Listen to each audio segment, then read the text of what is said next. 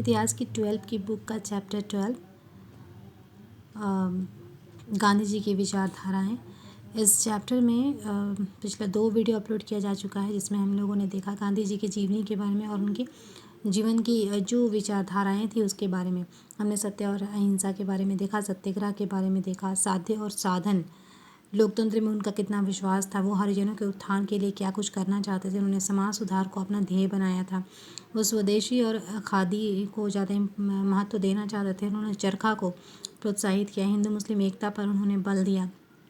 इसके बाद हमने देखा कि गांधी जी जब दक्षिण अफ्रीका में थे तो उन्होंने वहाँ पर किस तरह से सत्याग्रह का प्रयोग किया था, किस तरह से उन्होंने नेटाल भारतीय कांग्रेस की स्थापना वहाँ पर की और उसके थ्रू उन्होंने वहाँ पर टॉलस्टॉय आश्रम की स्थापना की। तो ये सारी चीज़ें हमने देखा कि गांधी जी भारत आगमन से पहले ही सत्याग्रह का प्रयोग कर चुके थे और उन्हें इसमें काफ़ी हद तक सफलता भी मिली थी और वो भारत आने से पहले ही काफ़ी लोकप्रिय भारत में हो चुके थे। जब वो भारत आए उसके बाद भी वो राजनीति में उन्होंने प्रवेश नहीं किया। 4 वर्षों तक वो भारत में रहकर उन्होंने संपूर्ण स्थिति का जायज़ा लिया। उन्होंने समझने का प्रयास किया कि राजनीतिक परिस्थितियाँ क्या हैं, प्रॉब्लम्स क्या क्या हैं। उसके बाद उन्होंने राजनीति में प्रवेश किया। तो जब उन्होंने राजनीति में प्रवेश किया उसके पहले ही उन्होंने कुछ आंदोलन शुरू किए थे जिनमें उन्हें काफ़ी सफलताएँ मिली थी। तो आज का जो वीडियो है वो इसी बात पर है कि हम इसमें ये देखेंगे गांधी जी के प्रारंभिक आंदोलन क्या क्या थे। तो उन्होंने जो प्रत्यक्ष रूप से जब राजनीति में प्रवेश किया उसके पहले ही कई ऐसे आंदोलनों में वो भाग ले चुके थे और कई आंदोलनों को वो लीड कर चुके थे, कई आंदोलनों को वो नेतृत्व प्रदान कर चुके थे। तो इस तरह से वो राजनीति में आने से पहले ही उन्होंने बहुत सारी सफलताएं हासिल कर ली थी और वो जनता के बीच में बहुत ज़्यादा प्रसिद्ध हो गए थे। तो चलिए स्टार्ट करते हैं वीडियो को। और इस वीडियो में हम सबसे पहले बात करेंगे चंपारण सत्याग्रह का। ये गांधी जी का पहला सत्याग्रह था और इसी चंपारण के सत्याग्रह के चलते वो गांधी जी बिहार आए थे 1917 ईस्वी में। सबसे पहले बिहार गांधी जी 1917 ईस्वी में ही आए थे। चलिए वीडियो स्टार्ट करते हैं और देखेंगे हम चंपारण सत्याग्रह का। तो चंपारण का मामला गांधी जी के सामने में आया था 19वीं सदी के प्रारंभ में। गौरे बागान मालिकों ने किसानों से एक अनुबंध किया जिसके अनुसार किसानों को अपनी ज़मीन के 3/20वें हिस्से में नील की खेती करना अनिवार्य था। मतलब ये एक पद्धति थी जिसे 3 कठिया पद्धति कहा जाता था। इस पद्धति के तहत क्या होता था कि जो भी बागान मालिक हैं वो किसानों को ज़बरदस्ती एक अनुबंध उनसे कॉन्ट्रैक्ट साइन कराया जाता था जिसमें हर एक किसान को उनकी अपनी ज़मीन पर उनकी अपनी ज़मीन के 3/20वें हिस्से पर, मानी कि मतलब कि ज़मीन का जो 20वां हिस्सा है 20 भाग अगर हम करें तो उसका तीसरा हिस्सा पर उन्हें नील की खेती करने के लिए अनिवार्य किया गया था, उन्हें बाध्य किया गया था। तो इस पद्धति को कहा गया था 3 कठिया पद्धति। किसान इसके लिए तैयार नहीं थे क्योंकि नील की खेती करने के बाद जो है भूमि की उर्वरा शक्ति खत्म हो जाती है और भूमि बंजर होने लगती है। तो इसीलिए किसान ये खेती नहीं करना चाहते थे और किसान नील के बदले में अपनी मनचाही फसल उपजाना चाहते थे। लेकिन 3 कठिया पद्धति के तहत बागान के जो मालिक थे वो किसानों को एक कॉन्ट्रैक्ट के तहत विवश करते थे कि वो अपनी ज़मीन के 3/20वें हिस्से में नील की खेती करें ही करें। तो किसान जो है इस अनुबंध से, इस कॉन्ट्रैक्ट से मुक्त होना चाहते थे और इसीलिए 1917 ईस्वी में चंपारण के राजकुमार जो थे, उनका नाम था चंपारण के राजकुमार शुक्ल, उन्होंने अनुरोध किया था गांधी जी से कि आप आएँ चंपारण और स्थिति को समझें।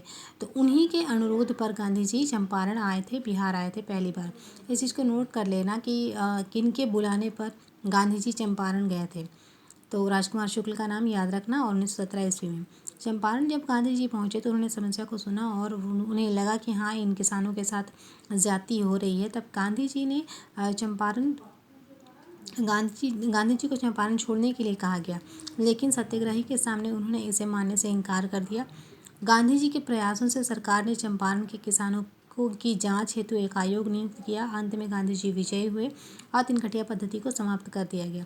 मतलब गांधी जी ने जब सत्याग्रह किया तो जो अंग्रेज़ सरकार थी वो विवश हो गए इस बात को समझने के लिए और उन्होंने विवश होकर एक आयोग की नियुक्ति की। और ये आयोग जो है वो 3 कठिया पद्धति के जो किसानों का जो मामला था उसकी जाँच के लिए ये आयोग गठित किया गया था। इसमें गांधी जी को काफ़ी सफलता मिली और आयोग ने फिर 3 कठिया पद्धति को गलत ठहराया और इसे समाप्त कर दिया और अंग्रेजों को अवैध वसूली का 25% वापस भी करना पड़ा। मतलब 3 कठिया पद्धति के तहत जो वसूली उन्होंने कर ली थी किसानों से, वो वसूली भी उन्हें किसानों को वापस करना पड़ा। यह गांधी जी का पहला सविनय अवज्ञा आंदोलन था। इसके बाद हम देखेंगे कि गांधी जी अहमदाबाद में गए और उन्होंने वहाँ पर दूसरा जो है अपना आंदोलन शुरू किया था। तो ये क्या मामला था? ये दूसरा मामला गांधी जी के समक्ष अहमदाबाद के मिल मज़दूरों का है। मतलब अहमदाबाद में जो मिल मज़दूर, कपड़े की जो मिल थी, वहाँ पे काम करने वाले मज़दूरों का मामला था। यहाँ पे हुआ क्या था कि ये जो मिल मालिक और मज़दूर थे, मज़दूरों में प्लेग बोनस को लेकर विवाद छिड़ गया था। मतलब जब प्लेग छिड़ गया उस समय वो काम नहीं कर पाए, तो उस वक्त का इन्हें बोनस चाहिए था। इसी बात को लेकर मज़दूरों में और मिल मालिकों में तनातनी हो गई थी। तब गांधी जी ने मिल मालिकों से बोनस देने का आग्रह किया, जिसे उन्होंने अस्वीकार कर दिया। इस पर गांधी जी ने अनशन प्रारंभ कर दिया और 35% बोनस को सही ठहराया। अंततः गांधी जी का अनशन सफल हुआ और अनशन के चौथे दिन मिल मालिकों ने 35% बोनस देना स्वीकार कर लिया। तो इस प्रकार गांधी जी को यहाँ पर भी सफलता मिली। इसके बाद हम देखेंगे खेड़ा सत्याग्रह। खेड़ा क्या था? तो अहमदा का मामला सुलझा ही था कि खेड़ा का मामला प्रकाश में है। खेड़ा जो कि गुजरात में है, जैसे कि अहमदाबाद गुजरात में है, वहाँ पर वर्षा न होने से किसानों की फसल बर्बाद हो गई थी और स्थिति बहुत ही दयनीय हो गई थी। किसान जो है मालगुजारी देने की स्थिति में नहीं थे, अतः मालगुजारी माफ़ करने का किसान आग्रह कर रहे थे। और महात्मा गांधी ने सरदार वल्लभ भाई पटेल और इंदुलाल याग्निक के साथ गांवों का दौरा किया। ये दोनों नाम नोट कर लेना। ये दोनों ही नाम बार बार पूछे जाते हैं कि खेड़ा आंदोलन जब हो रहा था तो उसमें गांधी जी का साथ किन किन लोगों ने दिया। तो आपको ये दोनों नाम बताना है, सरदार वल्लभ भाई पटेल और इंदुलाल याग्निक। ये दोनों जो महान व्यक्ति थे, इन्होंने गांधी जी के साथ संपूर्ण गाँवों का दौरा किया था और उन्हें स्थिति को समझने का प्रयास किया था। उन्हें किसानों की ये जो मांग है वो सही लग रही थी कि वाकई में वर्षा नहीं होने के कारण ये फसल नहीं उपजा पाए, और जब फसल नहीं उपजा पाए तो फिर ये मालगुजारी कैसे दे। तो किसानों की जो मांग जो है वो गांधी जी को जायज़ लगी और उन्होंने किसानों का पक्ष लेकर अंग्रेज सरकार से मांग की कि उनकी जो मालगुजारी है वो माफ़ कर दी जाए। सरकार ने इस मांग को भी अस्वीकार कर दिया। गांधी जी ने जनता व किसानों से अपील की कि वे भूमि कर ना दें। मतलब जब गांधी जी ने सरकार से मांग की कि वो इनकी मालगुजारी माफ़ कर दें, तो अंग्रेज सरकार ने इस मांग को अस्वीकार कर दिया। ऐसे में गांधी जी ने जनता से और किसानों से आग्रह किया कि अब वे किसी तरह का भूमि कर सरकार को नहीं देंगे।